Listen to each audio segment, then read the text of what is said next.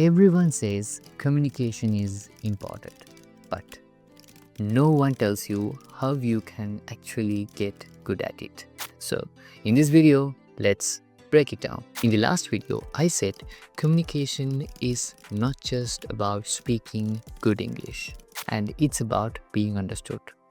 And then most of you guys ask me that, okay, Tasa, that's true, we understand. But again, how we can actually do that? How we can actually improve our communication skills? Okay, so that's what we are going to discuss in this video. Okay, so now it's Kutty Story time.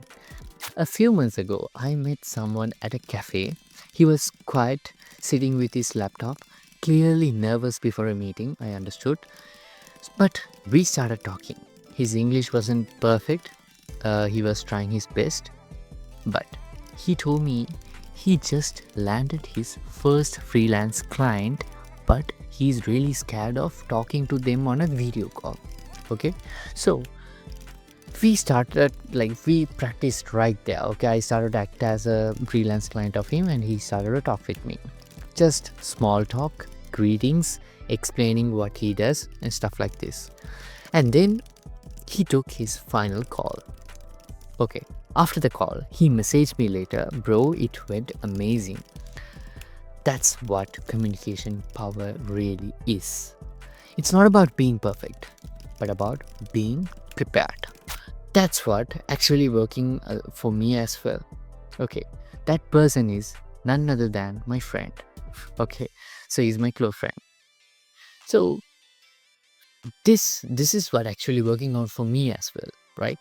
For meetings, for events, or for anything. Okay, in the early stage, I really don't know what to speak. I mean, how to speak. Okay, I know what to speak, but I don't know how to speak. But the real solution is practicing and preparation. That's it. I still remember the moment, like 2022. I was supposed to do a pitch deck in startup community here in Sri Lanka.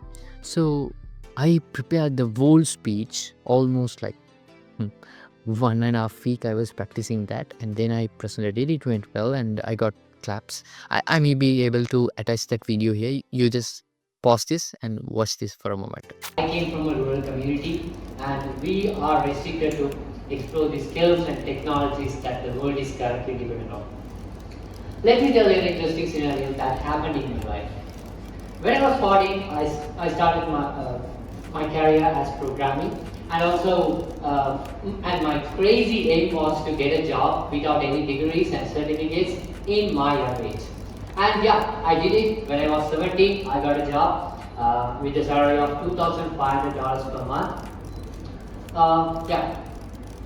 But the sad part about it, my society, my family, everyone opposed me just because of I get into this ICT industry. Now you can clearly see that like how bad I was at English. But again, I really had the confidence to do whatever I want. So I dedicated that 1 week to practice that 5-minute speech. Yeah, exactly 5-minute speech.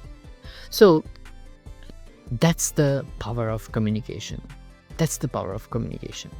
If you are good at communication, then you can do anything, literally business or like anything. So the important skill you should have is communication. You should know how to convince your CEO or director in your company. You should know how to convince your client. You should know how to convince your parents. You should know how to convince your friends or like mentor or anyone.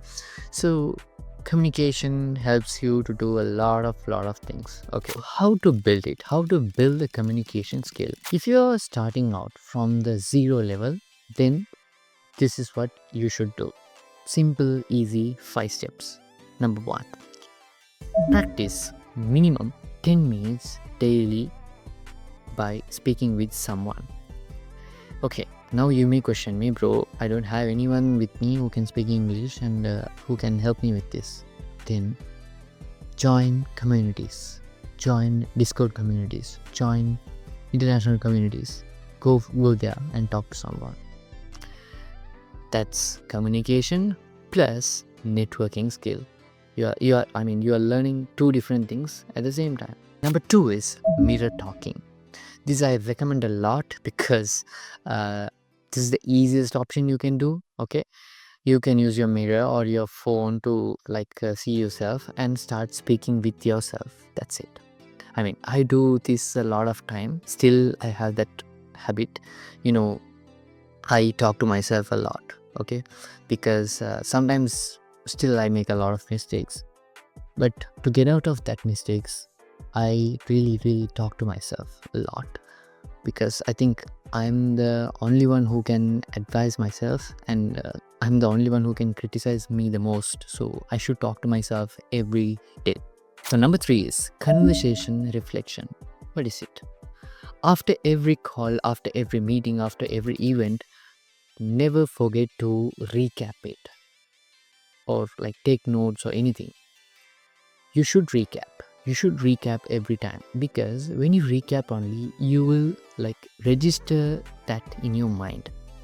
What are the mistakes? What are the things you achieved on that day? Especially, uh, let's say if there's a client meeting, okay, in the client meeting you might have made a lot of mistakes, but also you might have made a good things. Like, let's say you have convinced that client, you made 100 mistakes, but that one single thing helped you, but one single good thing which you did help you.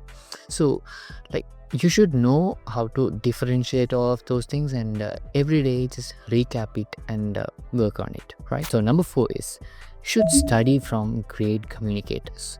There are, great communicators. My favorite communicator, okay, a lot of you ask me, okay bro, who is your uh, inspiration in terms of this speech and all? Okay, to be frank, my greatest inspirations, I would start from Steve Jobs. I love Steve Jobs' every single presentation. I still watch it in loop mode. Okay, still I keep watching it again and again, because there's so much thing to learn from him. Okay, I still remember that one video which changed all of my mind. Okay, that is how he sells the first iPhone. He just do a very casual conversation, and in between that he just asked the audience as, what if I could have a phone without buttons, and what is the key operating device we can use, and the world's greatest key operating device is your finger, so here's we are introducing our iPhone, something like that. So that was, I didn't say it. I know I didn't say the complete speech probably here, but again, that really impressed me a lot. So from that day to now, I love Steve Jobs talks, and like Steve Jobs, there are a lot of people now. You don't have to limit to just one person, but he's the only one person who actually inspired me. I mean, still whatever the talk or presentation or anything, I keep it very simple, minimalistic, just because of him. Okay, just because of how he inspired me. Okay, finally, step number 5 is you should know how to keep the conversation alive. I've seen people who try to speak, but most of us, let's say, for example, we need something from someone. Let's say we need a book. Can I get a book? You can ask like that. Also, hey bro, can I get a book if you don't mind? So this is a little different from how you ask, can I get a book? You know, there's no human connection is there. There's no emotion is there. I know that you may say that thing in a good intention, but it won't get delivered in a good way. So you should know how to keep your conversation alive. Okay, so finally, what's the key takeaway? Simply, every conversation is a practice session. Okay, and every mistake is a lesson. Okay, so see you on next Monday. Until then, yours Dashanthan. Goodbye.